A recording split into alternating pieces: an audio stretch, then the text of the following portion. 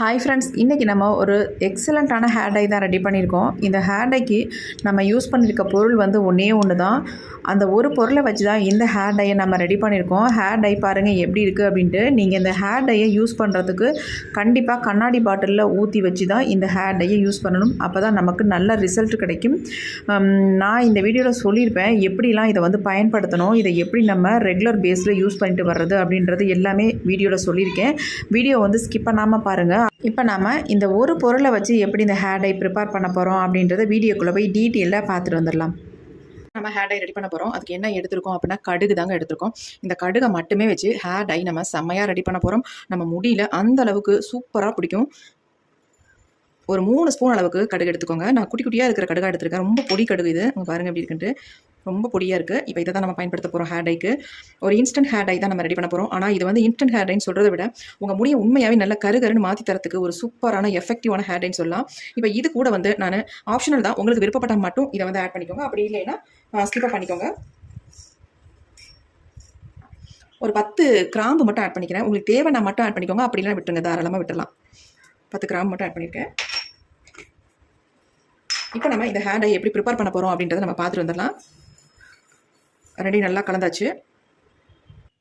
இப்போ கடுகை ஃப்ரை பண்ணுறதுக்கு இந்த மாதிரி ஒரு இரும்பு கடாய் ஒன்று எடுத்துக்கிறேன். இப்போ நம்ம ஸ்டவ்வை ஆன் பண்ணி விட்டுடலாம். இப்போ நம்ம எடுத்து வச்சுருக்க இந்த கடுகும் கிராம்பும் நான் ஆட் பண்ணிக்கிறேன்.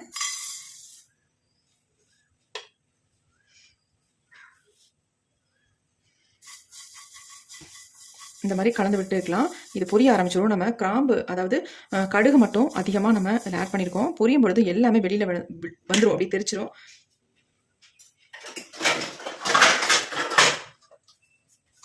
கொஞ்சம் இது வந்து பொரிய ஆரம்பிக்கும் போது நம்ம இந்த மாதிரி ஒரு தட்டு போட்டு மூடிடலாம். இப்போ தான் கொஞ்சமாக பொரிய ஆரம்பிக்குது.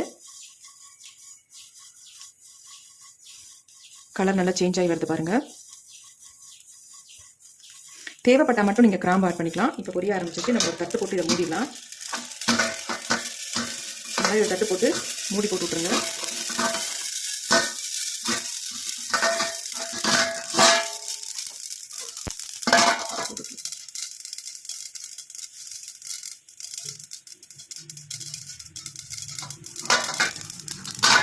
இப்போ நமக்கு பொரியறதெல்லாம் உள்ளே விழுந்துடும், வெளியில் தெரிக்காமல் வேஸ்ட் ஆகாது. அதுக்காக தான் இந்த மாதிரி மூடி போட்டு விடுறது. நல்லா பொரிய ஆரம்பிச்சிருச்சு, பொரிஞ்சு அடங்கிருச்சு பாருங்கள் ஓரளவுக்கு.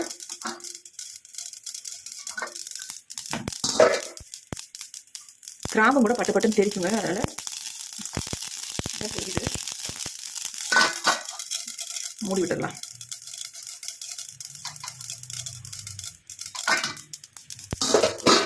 இப்போ பாருங்கள் கடுகு நல்லா பொரிஞ்சிருச்சு.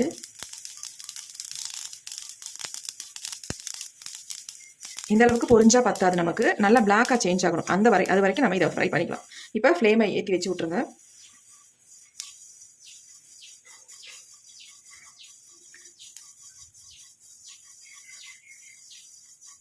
இப்போ நல்லா பிளாக்காக சேஞ்ச் ஆகி வருது. நல்லா கரிஞ்சு வரணும் உங்களுக்கு.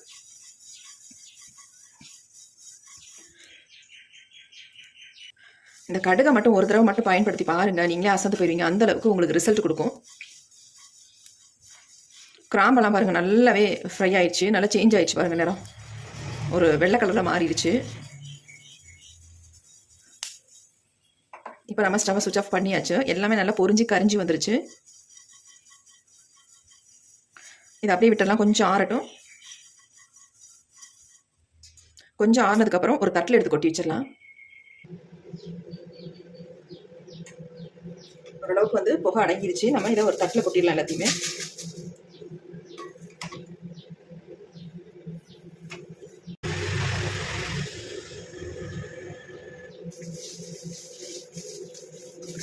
நல்லா ஃப்ரை ஆகிருக்கு பாருங்கள். நீங்கள் கையில் எடுத்து நசுக்கும் பொழுது இந்த மாதிரி ஆயில் வரணும். பார்த்தீங்களா எப்படி பிடிக்குது பாருங்கள் கையில். இந்த மாதிரி வரணும். அப்போ தான் நமக்கு நல்ல ரிசல்ட் கொடுக்கும். அந்த ஆயில் பிரிஞ்சு வர வரைக்கும் இதை வந்து நல்லா ஃப்ரை பண்ணணும். சும்மா கொஞ்சோண்டு ஃப்ரை பண்ணிட்டு நம்ம எடுத்துட்டோம்னா அந்த நமக்கு ரிசல்ட் அந்த அளவுக்கு நமக்கு கிடைக்காது. கையில் பாருங்கள் எப்படி பிடிக்குதுன்ட்டு.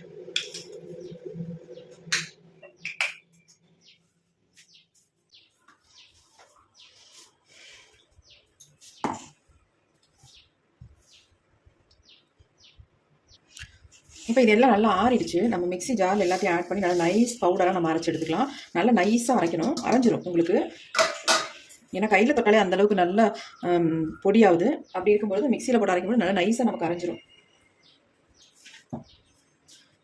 இப்போ இதை அரைச்சிட்டு வந்துடலாம்.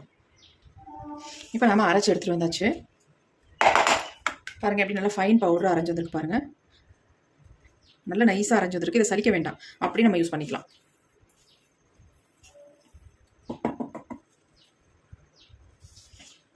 இதை நான் இப்போதைக்கு பவுலில் கொட்டி வச்சிடறேன்.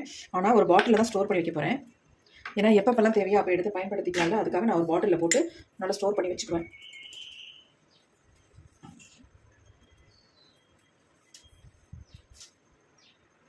நம்ம இந்த மாதிரி ஒரு இரும்பு கடாய் ஒன்று எடுத்துக்கிட்டோம். அதில் வந்து 2 ஸ்பூன் அளவுக்கு நம்ம ரெடி பண்ணி வச்சிருக்க பொடி ஆட் பண்ணிக்கிட்டோம். அது கூட வந்து இந்த சன்ரைஸ் பேக்கெட் வந்து 2 பேக்கெட் வந்து இதை ஆட் பண்ணிக்கிட்டேன். நான் ஆல்ரெடி எடுத்த வீடியோ அது வந்து கட் ஆயிடுச்சு. அதனால் நான் இது வாயிலே சொல்ல வேண்டியதாக இருக்குது. 2 ஸ்பூன் அளவுக்கு காஃபி பவுடரும் 2 ஸ்பூன் அளவுக்கு நம்ம அரைச்சி வச்ச பொடியும் எடுத்துக்கிட்டோம். இப்போ இதை வந்து நல்லா மிக்ஸ் பண்ணணும். மிக்ஸ் பண்ணிவிட்டு அப்புறமேட்டு ஹேரில் எப்படி அப்ளை பண்ணுறது அப்படின்றத நான் சொல்கிறேன். இப்போ இந்த பொடிகளை மிக்ஸ் பண்ணுறதுக்கு நம்ம என்ன எடுத்துருக்கோம் அப்படின்னா கோகோனட் ஆயில் தாங்க எடுத்துருக்கோம். நீங்கள் பாதாம் ஆயில் அப்புறம் கடுகு ஆயில் எது வேணால் ஆட் பண்ணிக்கலாம். நான் வந்து கோகோனட் ஆயில் யூஸ் பண்ணிக்கிறேன். இதுக்கு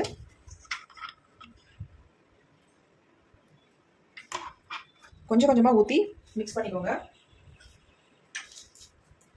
எடுத்தோடனே அப்படியே ஊற்றி மிக்ஸ் பண்ணிடாதீங்க, கொஞ்சம் கொஞ்சமாக ஊற்றிக்கோங்க.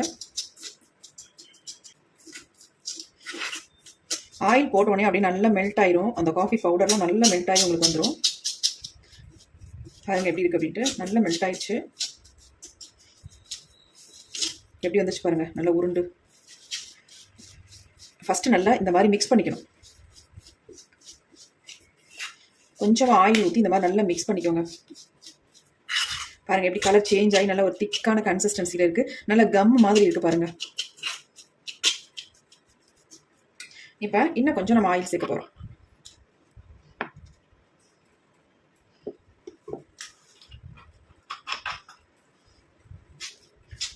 இதை வந்து நீங்கள் ரெடி பண்ணிவிட்டு உடனே உங்கள் ஹேரில் அப்ளை பண்ணவே கூடாது.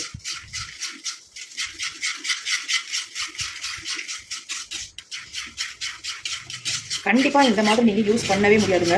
அந்த அளவுக்கு ஒரு செம்மையான ஹேர் டைன்னு சொல்லுவேன். உங்கள் முடியில் அப்படி ஒரு கலரை கொடுக்கும். உங்களுடைய வெள்ளை முடியெல்லாம் டோட்டலாக மாற்றி கொடுக்குங்க. இந்த மெத்தடில் நீங்கள் ட்ரை பண்ணி பாருங்கள். நீங்களே அசந்து போகிற அளவுக்கு இந்த ஹேர் டை இருக்கும். அந்த அளவுக்கு செம்மையான ஹேர் டை தான் நம்ம இன்றைக்கி ரெடி பண்ணிக்கிறது.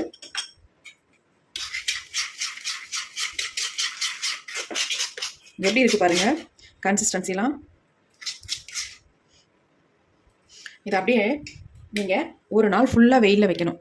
நீங்கள் இதை நம்ம இப்போ ப்ரிப்பேர் பண்ணிட்டோமா, நீங்கள் என்ன பண்ணுங்கள், நாளைக்கு ஃபுல்லாக வந்து வெயிலில் வச்சுட்டு அதுக்கப்புறமேட்டு எடுத்து ஒரு பாட்டிலில், அதாவது கண்ணாடி பாட்டிலில் போட்டு ஸ்டோர் பண்ணி வச்சுக்கிட்டு உங்கள் ஹேரில் அப்ளை பண்ணிவிட்டு வாங்க. இப்போ பாருங்கள் நல்லா மிக்ஸ் ஆகி ஒரு எப்படி இருக்குது பாருங்கள், நல்ல ஒரு ஸ்மூத்தான ஒரு லிக்விடாக நமக்கு வந்துருச்சு.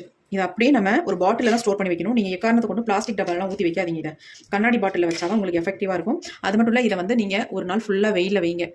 வச்சுட்டு அதுக்கப்புறமேட்டு உங்கள் ஹேரில் இதை வந்து அப்ளை பண்ணுங்கள். உங்கள் முடியை வந்து நேச்சுரலாக ஒரு நல்ல ஒரு கருமையாகவும் மாற்றி கொடுக்கும். அது மட்டும் இல்லை, உங்களுக்கு வந்து இன்ஸ்டன்ட் ஹேர் டையாகவும் இது வந்து பயன்படும். நீங்கள் அதிகம் எடுக்கவே வேண்டாம். கொஞ்சம் கையில் எடுத்து காட்டுறேன் பாருங்கள். இதுவே அதிகம் தான். அங்கே பாருங்கள் எப்படி இருக்குன்னு பாருங்கள். எந்த அளவுக்கு பிடிக்குது பாருங்கள். இதுவே உங்களுக்கு அதிகம்.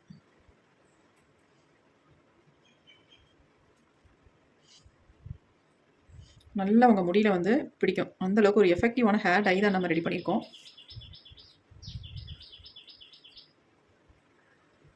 கண்டிப்பாக ட்ரை பண்ணுங்கள். ரொம்ப ரொம்ப உங்களுக்கு யூஸ்ஃபுல்லாக இருக்கும். சும்மா நான் கையில் தொட்டதுக்கே எந்த அளவுக்கு பிடிச்சிருக்கு பாருங்கள். கலர் பாருங்கள் எப்படி சேஞ்ச் ஆகிடுச்சுன்ட்டு. கழுவுனா கூட இந்த கலர் போகாதுங்க. அந்தளவுக்கு நல்லாவே பிடிக்குது. இப்போ சும்மா லைட்டாக உங்கள்கிட்ட தொட்டு தான் காட்டுறேன். இங்கே பாருங்கள் எப்படி இருக்குன்ட்டு. நல்லா பிடிக்குது. செம்மையாக நம்ம கலரை வந்து முடியை வந்து சேஞ்ச் பண்ணி கொடுக்கும்.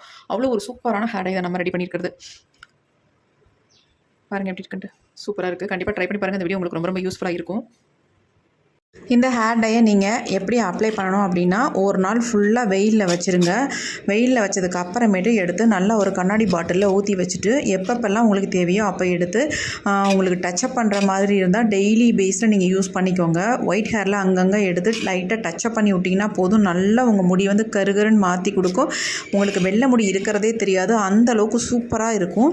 அப்படி இல்லை உங்களுக்கு வந்து நல்ல ஒரு நார்மலான நல்லா வந்து உங்கள் முடி மாறி கலர் மாறி நல்ல ஒரு நேச்சுரல் பிளாக் பேக் வரணும் அப்படின்னா ஹேர் ஃபுல்லாக நல்லா அப்ளை பண்ணிவிட்டு ஒரு 2 or 3 ஹார்ஸ் அப்படியே விட்டுருங்க. அப்புறமேட்டு மைல்டு ஷாம்பு போட்டு வாஷ் பண்ணிடுங்க. உங்களுக்கு நல்ல ரிசல்ட் கிடைக்கும்.